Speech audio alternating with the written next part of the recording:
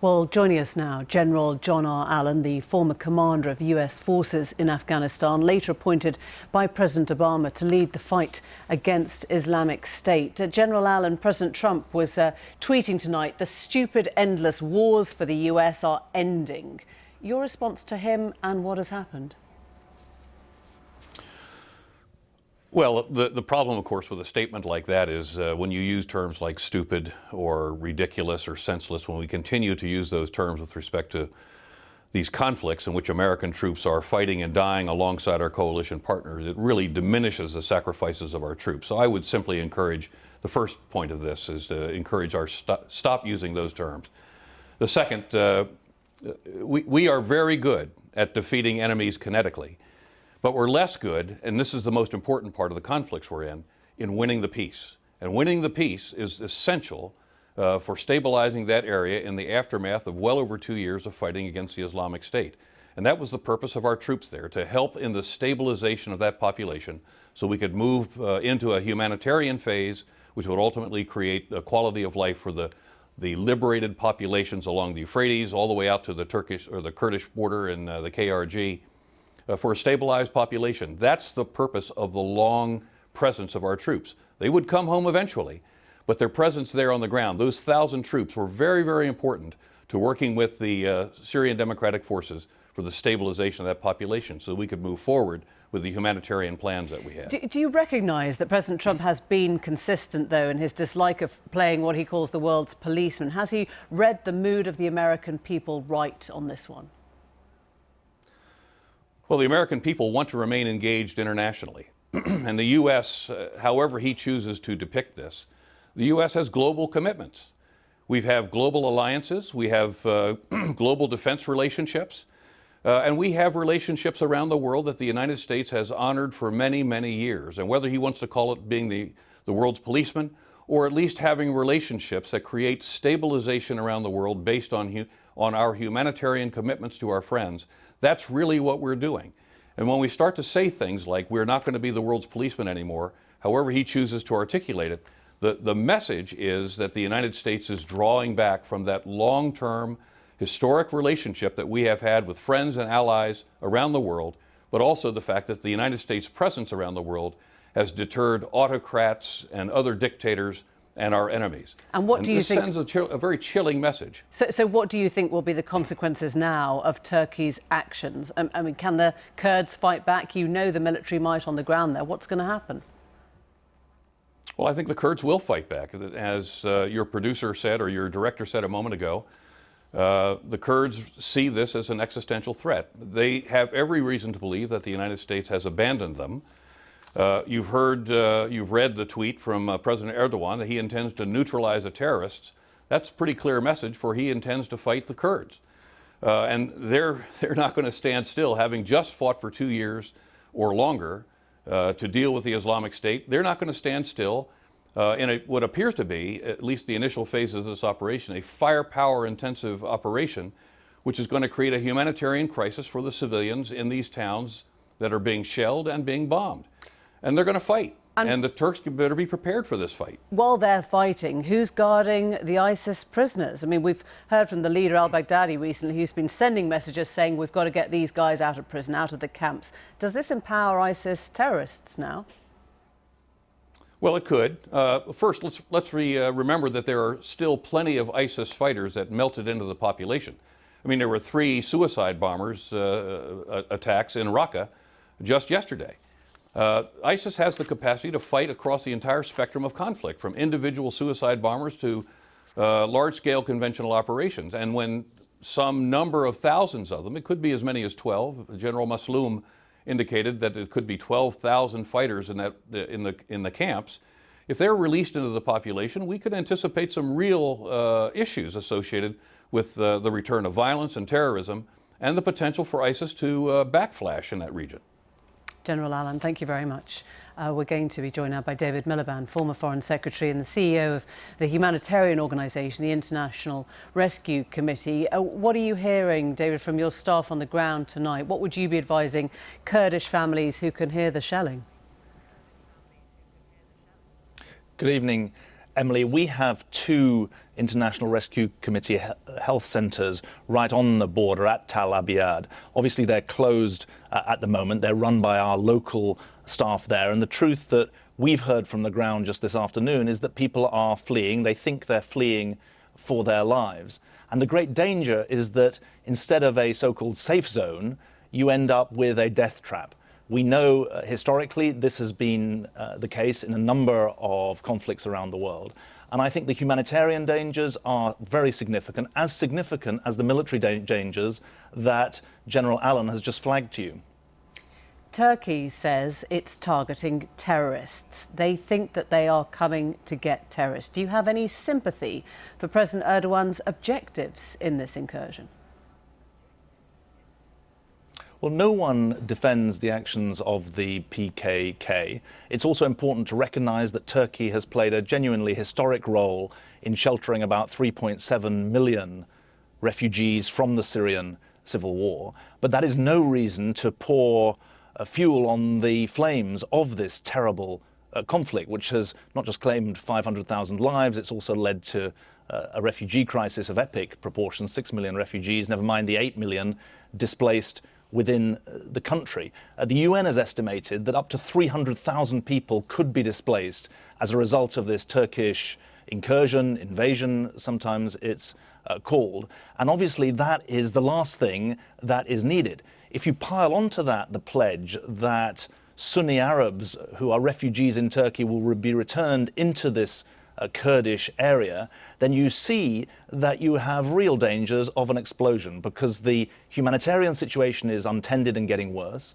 The military situation threatens to be overrun, not just with a Turkish-Kurdish conflict, but with the threat of ISIS.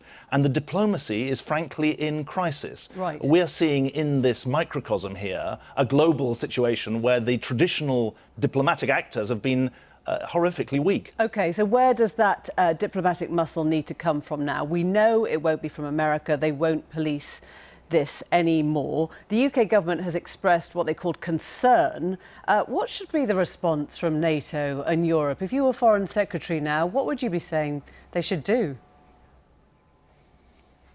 Well, the truth is that the Americans haven't yet withdrawn all their troops. It's important to be clear about that. They've allowed the Turkish invasion. What's happened diplomatically is that Russia, Iran, Turkey, alongside Syria, have seized the diplomatic control. And the UN process has been completely sidelined. It can't be brought back into play, that UN process, without a serious US engagement. And so the first thing I would be doing if I was Foreign Secretary would be on the phone, not just to the administration, but also to Congress, which is an underestimated actor in this. The degree of fury on Republican as well as Democratic sides in Congress is real here. I'd secondly draw attention to the fact that the Northwest... Sorry, you wanted to interrupt. Well, I just want to say, Russia actually got kicked out of the G8 when it invaded Crimea in, 2014. Should Turkey face expulsion from NATO? I mean, would you get hardline here? Well, this is the age of impunity. We're going down a road where national boundaries are no longer sacrosanct, where civilians and aid workers are subject to attack, and where the rules and norms of war have been abandoned. Obviously, what counts is leverage that actually makes a difference. The Turks feel a very strong sense that they've been under-supported, both in respect of supporting the refugees and in respect of the PKK problem. But I think there's a bigger issue here, which is that Turkey has been left out in the cold by the West over the last 10 years, and Turkey has turned inwards.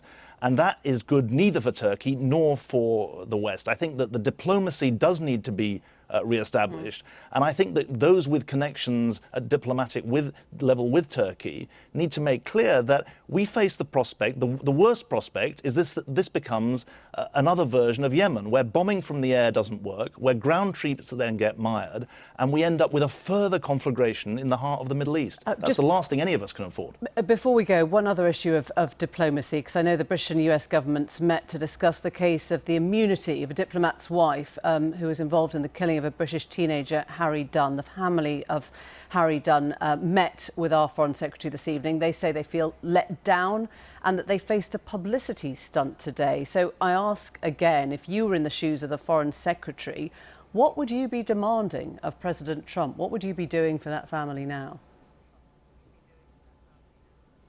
Well, the last thing that is helpful in cases like these, I dealt with cases that were not dissimilar involving diplomats from other countries. The last thing that you need is publicity.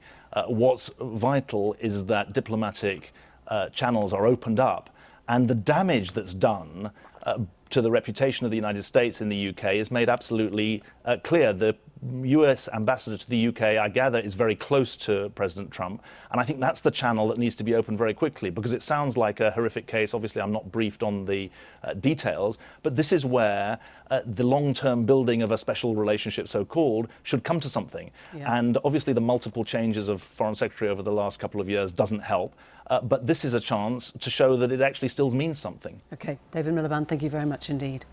Joining us now, the Turkish Ambassador, Umut Yalçin. Very good to see you, Ambassador. Just talk us through the scale of this assault, though. We know very little about it. How many planes were involved? How big is the ground force you're sending in? I don't know the operational issues, but I can tell you the objectives of this operation. And our aim is to ensure the safety of our border and to neutralize the terrorists in our border area, and thus saving Syrians, local Syrians, from the oppression and cruelty of terrorist organization PYD-YPG, and to create a safe and peaceful environment for the dignified, safe and voluntary return of Syrian refugees. OK, you call it a safe zone, and the Kurds think of it as an existential threat that will wipe out their homeland. You have seen nothing but condemnation from the rest of the world, from your NATO allies. Your government has made a terrible mistake here. I think this is not a mistake, and I invite all the people who are watching us now to understand the NATO ally Turkey's legitimate security concerns. And putting the equation as Turkey versus Kurds is very wrong and profoundly unfair. If you think more than 300,000 Syrian Kurds in Turkey, we have been giving shelter to them. And if you think those more than 300,000 Syrian Kurds who could not go back to their homes in those areas, then I think you should understand my complaint about this equation. This operation is not against Kurds, and there is no existential threat for Kurds. You have played a historic role, and I think that has been recognised by our guests, a historic role in sheltering refugees, and yet you talk about wiping out terrorists to cover anyone who you may hit. Many of the people who will be targeted, as you know, have no links with proscribed groups like the PKK. 10 civilians were killed tonight. Was that your intention? Our intention is saving Syrians from that tyranny. And if I would like to remind you that we have been in fighting against PKK more than 3 decades, and fighting against ISIS more than 5 years. You just went in when President Trump left then. I mean, it can't have been that urgent, can it? And if you remember the Turkish victims under the PKK and Daesh terrorist attacks in Istanbul, but Ankara, this is not about the Diyarbakir. PKK. This is not about the PKK. PYD-YPG is PKK. No, there are absolutely no links. That's not what successive governments, including the British Foreign Affairs Committee, has found. There are no links between the PKK and the kind of groups and the people that you are targeting now who are fleeing their homes and taking their belongings. We are not targeting civilians. Well, that's the one that you will eventually hit. And designating PKK as terrorist organization and engaging tactical strategy with PYD-YPG is a big hypocrisy. And engaging and investing in those areas for those bunch of terrorists for many money and for many equipment and weapons is very unethical and illogical. Instead of that, we are calling our allies to cooperate with Turkey, to show solidarity with Turkey against Daesh, against terrorists. Well, that's not working very well, and it's not working because the Kurds lost 11,000 people fighting ISIS. They are currently guarding ISIS prisoners in camps. They will not be able to carry on guarding those prisoners. You're going to unleash ISIS prisoners back on the world again. Is that what you want? Against Daesh and ISIS, Turkey is the member of international coalition from the beginning. And trusting a terrorist organization and relying on them against Daesh, instead of trusting and relying on a NATO ally and the second biggest army of the NATO, is illogical. The practicality is they have been looking after the captured prisoners. They won't be able to if they're fighting Turkey. So what happens to those prisoners now? They are using those Daesh terrorists against Turkey. Do you know that they are releasing them in exchange of sending them to Turkey and making terrorist attacks? Not only in Turkey, also they are attacking Syrians in I have no northwest proof of area. that, but I'm interested in knowing what you think happens to all those prisoners, all the fighting, all the effort that went into stopping the IS caliphate. What happens to those prisoners now? I can explain you. I know that there is only one interest in this part of the world, that is Daesh. And Turkey and Turkish army is the only army who has engaged in chest-to-chest combat against Daesh on the ground for 4 years. We killed more than 4,000 Daesh terrorists in Syria. And I don't want to remind you our efforts in Iraq and in Turkey. And Turkish people has become the victim of Daesh terrorist attacks in Ankara, Diyarbakir, Istanbul, and in different cities of Turkey. And because of that reason, if you want to continue trusting and relying on terrorist organizations against another terrorist organizations, it will be very wrong and dangerous. Instead of that, Turkey is prepared to get all responsibility against Daesh terrorists in those camps on prisoners. And whatever the solution and operation will go, we are ready to undertake our responsibilities. But also, the sustainable solution for those Daesh terrorists in that area should be in the countries who have their own citizens as terrorist organizations. The sustainable solution is repatriation of those guys by their own countries. I'll talk to you about that another time. I think that will be important to explore. Ambassador, thank you very much. Thank you.